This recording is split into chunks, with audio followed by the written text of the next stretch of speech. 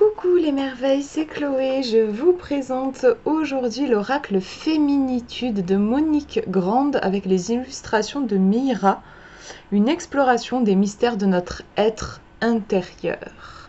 Donc c'est un coffret qui m'a été envoyé par le Souffle d'Or, on voit pas bien, mais voilà, c'est le Souffle d'Or qui l'a édité.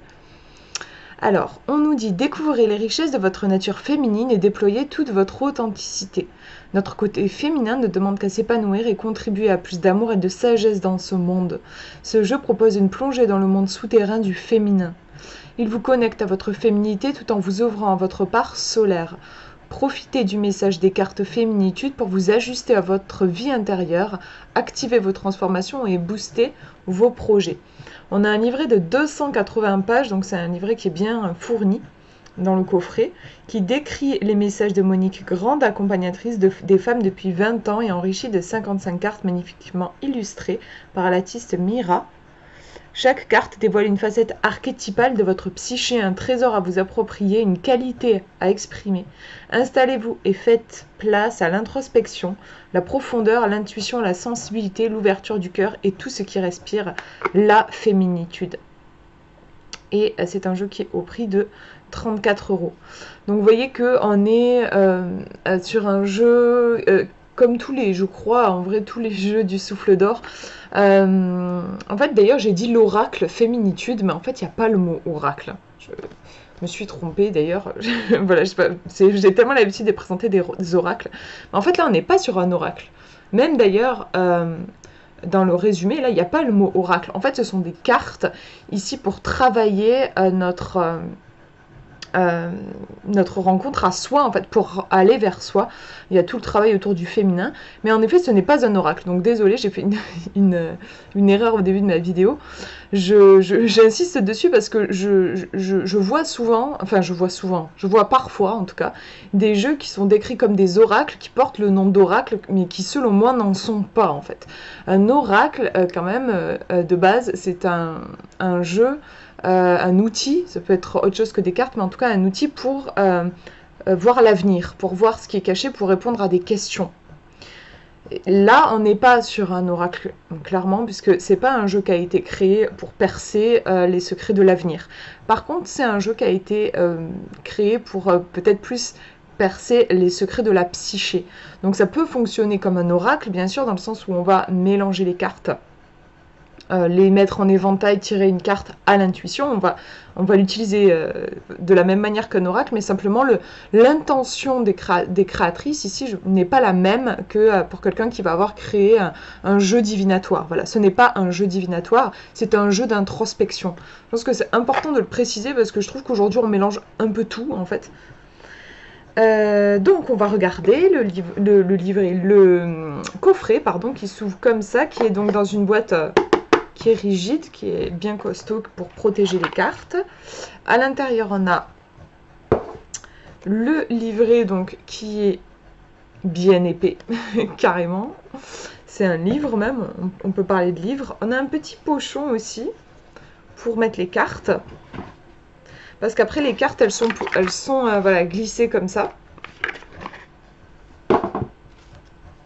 Donc, hop, vous pouvez... Attendez, je galère un peu, mais je vais y arriver. Voilà, vous pouvez glisser vos cartes dans le pochon, et voilà. Et c'est sympa pour pouvoir bien les protéger. Ensuite, vous pouvez toujours les glisser de nouveau, du coup, dans le coffret, comme ça, et fermer votre coffret. Ou bien, si vous avez un endroit pour poser vos pochons contenant vos jeux, vous pouvez faire comme ça aussi. On va regarder d'abord le livret. Alors, le livret, au début, on va avoir... on a une préface de Paul Salomon, je sais pas comment on dit. Au début, on va vous parler de la nature féminine. Donc, c'est un jeu qui est plutôt, bien sûr, du coup, créé pour des femmes. Mais on vous précise qu'un homme peut très bien tirer des cartes avec ce jeu, puisque on a tous une part féminine et une part masculine. Simplement, ce jeu va travailler sur la part féminine. Voilà, on nous dit Féminitude, un outil d'évolution pour les femmes comme pour les hommes. On On va avoir une présentation du coffret, voilà, ça s'adresse à toutes les jeunes filles, à toutes les femmes qui désirent parcourir la richesse et la diversité de leur nature féminine. Vous avez un tableau avec, parce qu'en fait les cartes sont classées par famille. Donc là vous avez les différentes familles avec les énergies et alors vous voyez qu'on est sur des archétypes, hein, on nous le disait déjà dans le résumé. Et voilà, on le voit vraiment ici avec la joueuse, la bâtisseuse, l'accueillante, la magicienne, la séductrice, l'amazone, voilà. Donc après vous avez, en fait il va y avoir des couleurs, hein. Là on a le roi, la sirène, enfin bref, je ne vais pas tout vous lire, mais vous avez du coup un tableau qui récapitule ça. Vous avez des tirages qui sont proposés, ici un tirage à 2 cartes pour voir les forces de nuit et forces de jour, pour pouvoir un petit peu équilibrer les choses. La femme solaire, un tirage à 5 cartes. La création, tirage à 9 cartes. La femme lunaire, tirage à 6 cartes aussi. Et ensuite, vous avez la présentation des cartes et leur famille. Donc là, par exemple, on va rentrer dans les cartes des énergies sorcières.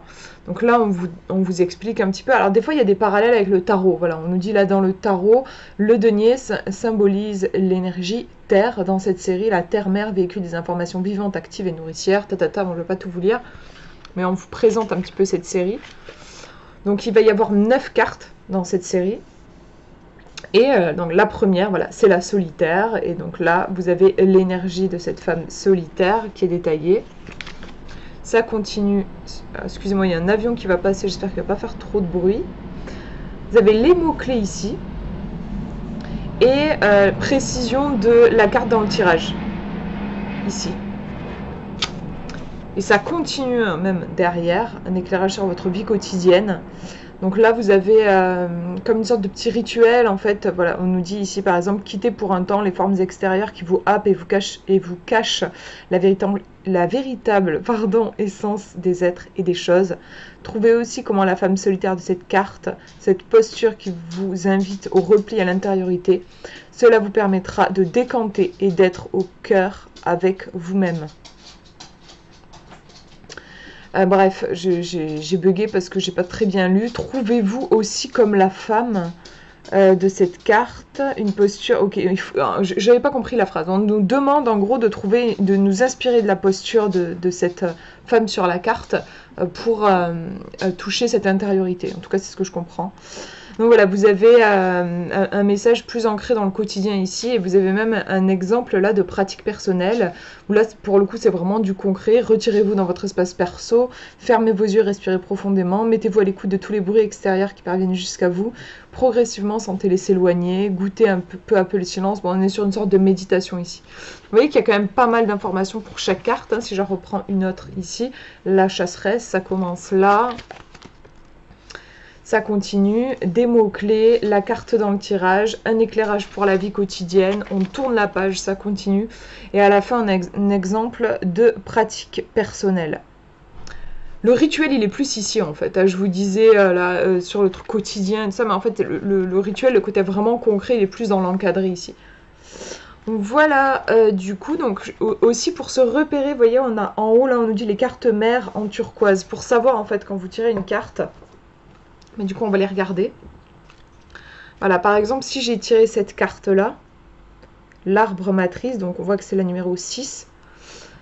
Mais on voit que sur le côté, on a un liseré vert, en fait. Donc ça va m'indiquer. Du coup, il faut que je feuillette et je regarde en haut. Donc là, turquoise, moi, c'est pas ça. Moi, c'est vert. On parle de orange, jaune. Non, c'est pas ça. Voilà, vert. Ok. Donc je suis sur les cartes arbre créateur. Et là, je vais pouvoir chercher le numéro 6, du coup.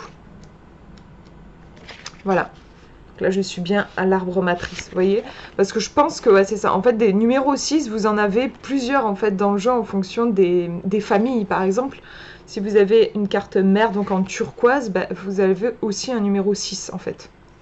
Vous avez un numéro 6, sauf que c'est la nourricière, c'est pas C'est pas cette carte-là, puisque cette carte-là, on est sur les bordereaux verts, enfin le bord vert, alors que là, c'est sur le turquoise. Bon, je sais pas si je suis très claire, mais voilà.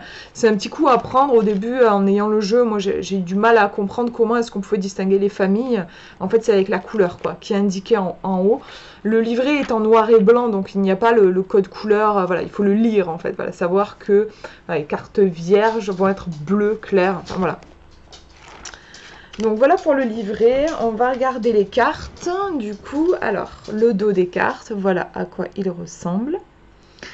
J'adore, j'aime beaucoup. Il y a un côté arbre, un peu de la création, je trouve. En même temps, il y a un côté un peu elfique. Je sais pas pourquoi, enfin, moi je le perçois comme ça. On a des tranches qui sont blanches. Qu'est-ce que je peux vous dire d'autre? Oui, je vous avais déjà montré du coup, mais vous voyez qu'il y a un petit liseré blanc, bon, qui peut éventuellement gêner. C'est que je suis pas hyper fan. Limite, moi, j'aurais bien aimé qu'il n'y ait pas en fait ce liseré blanc, mais bon, voilà. Rien ne nous empêche de redécouper. Ah, moi, j'ai jamais fait, j'ai jamais osé, mais je sais que certaines personnes osent un peu customiser leurs cartes et redécouper s'il y a des choses qui les dérangent. Au niveau de la qualité, on est sur des cartes qui sont très souples en fait. Si vous avez l'habitude du souffle d'or, on a toujours ces qualités de cartes qui sont de bonne qualité, mais quand même particulièrement souples. Voilà, il faut juste le savoir. Elle se brasse très bien, elle s'étale très bien. C'est vraiment un plaisir, je trouve, de les avoir en main. Je vous montre. Alors, elles ne sont pas classées par famille, hein, du coup, parce que j'ai fait des tirages avec. Donc, vous voyez, ici, on a la séductrice. L'Amazone. Donc, vous voyez, là, pour le coup, on est sur la même liseré orange, enfin, bord orange. Vous voyez qu'on est du coup sur la même famille. Là, on est sur du bleu clair. Donc, c'est des illustrations où on va avoir énormément de détails. Enfin, je trouve. Après, ça dépend. Regardez, par exemple, celle-ci, elle était moins chargée. Je trouve celle-là, il y a énormément de détails. Quand même celle-ci, je trouve, il y a beaucoup de choses. Parfois, ça peut même donner un côté un peu vitrail, je trouve, sur celle-ci, par exemple. L'enfantement. La tisseuse. C'est un jeu comme ça, oui, intuitivement, je trouve qu'il pourrait être sympa pour animer, par exemple, des cercles de femmes. Voilà, il y a vraiment cette énergie de co-création et bien sûr une énergie féminine, hein, ça c'est clair. Vous voyez qu'on retrouve quand même des allusions aussi au tarot, hein, ici avec le diable.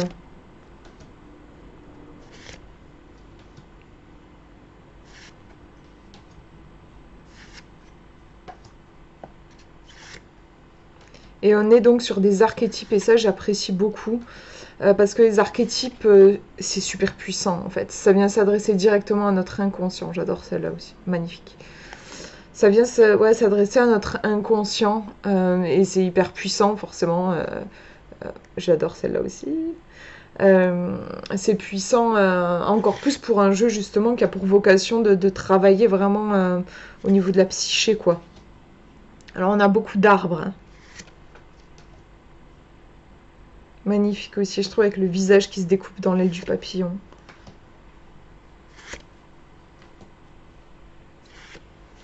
Hop, attendez, je décroise mes jambes, sinon je vais, je vais avoir des fourmis.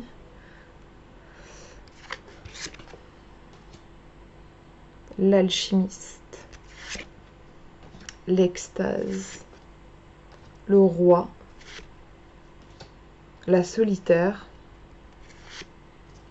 La maléfique.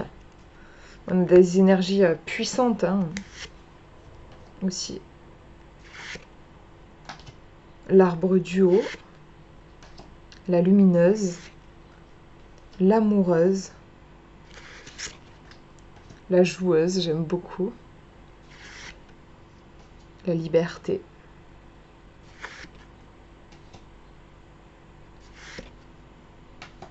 L'arbre mort. L'arbre de myrrhe, je crois, c'est ça? Ouais.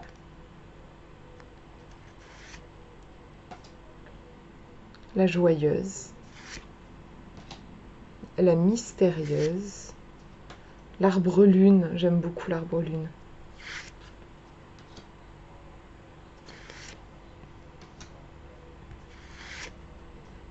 Celle-ci aussi, je l'adore.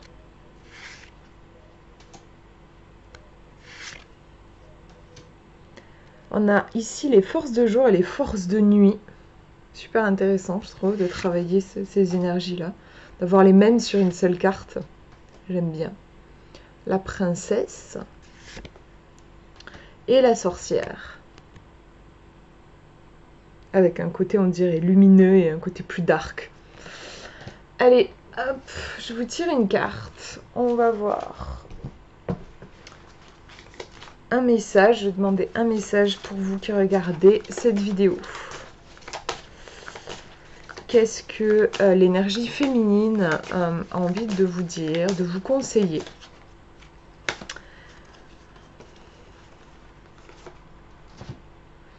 Et la carte qui est sortie, c'est la princesse.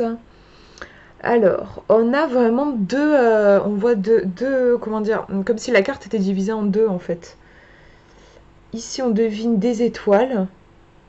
Avec, alors, on dirait une femme qui... Là, c'est les pieds, la tête, les bras. Beaucoup de lumière dans son corps. Et ici, on a en reflet, en fait, comme si c'était sous la surface. Et on dirait qu'elle est sous l'eau. Et on retrouve la même position, mais dans l'autre sens. La princesse. On va regarder. Donc, on est sur un bord jaune.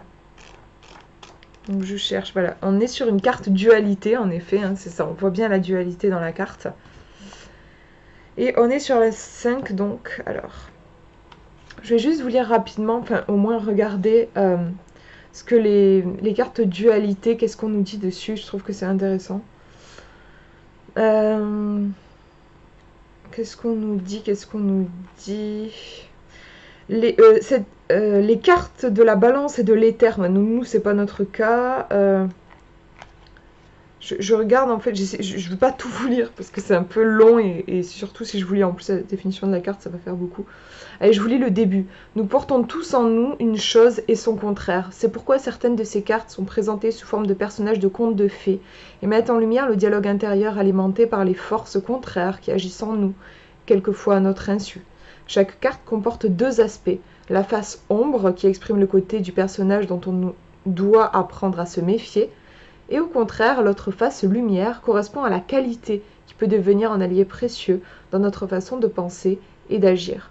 Les grands archétypes sont représentés ici. Donc nous, on a la princesse, mais il y a aussi la sirène, le diable, le roi, le chevalier.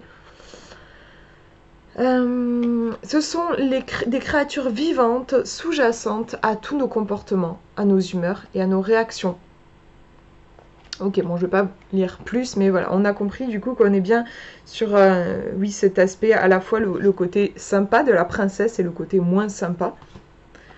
Alors, on nous dit, dans notre monde de petites filles, la princesse était déjà présente à travers les jeux ou les lectures de contes. Cette princesse qui nous a fait rêver est l'archétype opposé de celui de la sorcière. À l'image de la première carte des dualités, le roi, ses vertus sont royales, mais encore à l'état de l'adolescence, d'adolescence, car la princesse a besoin de vivre plusieurs stades de maturation. Sa beauté et sa jeunesse contribuent à faire d'elle une héroïne rayonnante, tels les personnages de Blanche-Neige ou la Belle au bois dormant, qui peuplent les contes de fées. L'enjeu de cette carte réside dans le fait que nous sommes toutes, à certains moments de notre vie, des princesses endormies. Nous rêvons encore du prince charmant, car notre inconscient féminin est encore marqué par l'attente du baiser étincelant qui nous sera donné par lui, l'homme de notre vie, notre futur bien-aimé, l'unique, le seul, le parfait, le plus beau, le plus tendre, le plus fort, le plus. D'un côté, nous sommes la princesse au cœur doux et tendre, et de l'autre, nous sommes celle qui risque d'être endormie, puis ensevelie dans cette attente interminable en vaine de la perfection masculine. Il en va de même de notre désir de perfection personnelle. Pour grandir en tant que femme, nous devons sortir de cet état d'adolescence pour créer nos dons, pour exercer, excusez-moi, je suis un peu fatiguée aujourd'hui, pour exercer nos dons et nos talents et maîtriser notre force d'héroïne. Mots-clés, adolescence, sommeil, rêve idéal, perfection, beauté, jeunesse, fraîcheur. Cette carte dans votre tirage Cette carte dans votre tirage vous suggère de sortir de votre enchantement illusoire pour entrer dans la joie des réalités plus terrestres. Lors de votre naissance, de nombreuses fées se sont penchées sur votre berceau afin de vous couvrir d'une myriade d'étoiles. Celles-ci, telles des sources lumineuses, brillent des mille feux de vos dons, car la vie a prévu de bonnes choses pour vous. Attendre tout d'un homme ne peut pas vous nourrir pendant 107 ans. C'est de votre masculin qu'il s'agit, celui qui est en vous. Celui qui vous donnera les baisers les plus tendres, les plus passionnés, les plus utiles pour réveiller votre force de vie et votre capacité de réalisation. Cela n'exclut nullement vos rencontres avec les partenaires masculins, bien au contraire. Car les hommes aujourd'hui apprécient de plus en plus les princesses, entre guillemets, qui se réalisent en tant que femmes.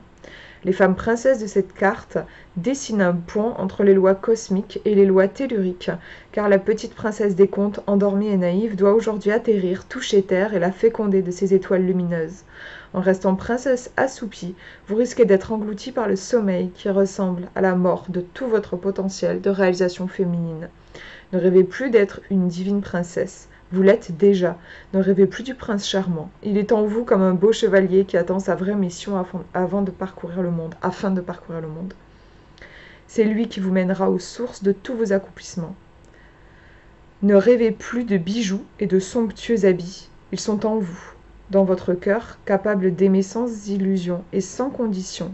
Ils sont dans votre monde intérieur comme des joyaux dès que vous vous transformez. Quand l'alchimiste opère en vous les subtiles transformations nécessaires à votre apprentissage de femme. Voilà, là c'est le message de la carte. Ensuite, vous avez un éclairage pour votre vie quotidienne. Vous avez rêvé d'une princesse radieuse et épanouie, tant mieux. Gardez contact avec elle le plus souvent possible, car elle représente votre idéal féminin et votre nature jeune et fraîche. Dans votre entourage, vos amitiés ou vos rencontres, côtoyez d'autres princesses, d'autres déesses, d'autres pionnières dans l'art d'incarner le féminin réceptif et actif. C'est ça, hein, j'aime bien, en fait il y a ces deux notions, à la fois réceptif et actif dans cette carte. Côtoyez surtout celles qui créent leur vie en réalisant leurs rêves. Il se peut que votre idéal vous voile certaines phases de la réalité en créant un symbole de perfection inaccessible. Devenez une princesse réelle, que vous pouvez toucher, que vous pouvez enflammer de vos passions, de vos désirs, de danser, d'expérimenter la vie dans tous ses aspects. Devenez une princesse qui cherche, tâtonne et se trompe. Créez votre style tel une voûte céleste éclairée par votre muse intérieure et vos bonnes fées qui veillent sur vous et n'ont de cesse de vous inspirer dans votre féminin profond. Entrez dans votre maturité de femme en étant princesse active dans chaque instant de votre vie. Rendez-vous dans quelques temps au château quand vous aurez réunifié votre princesse endormie et votre princesse éveillée.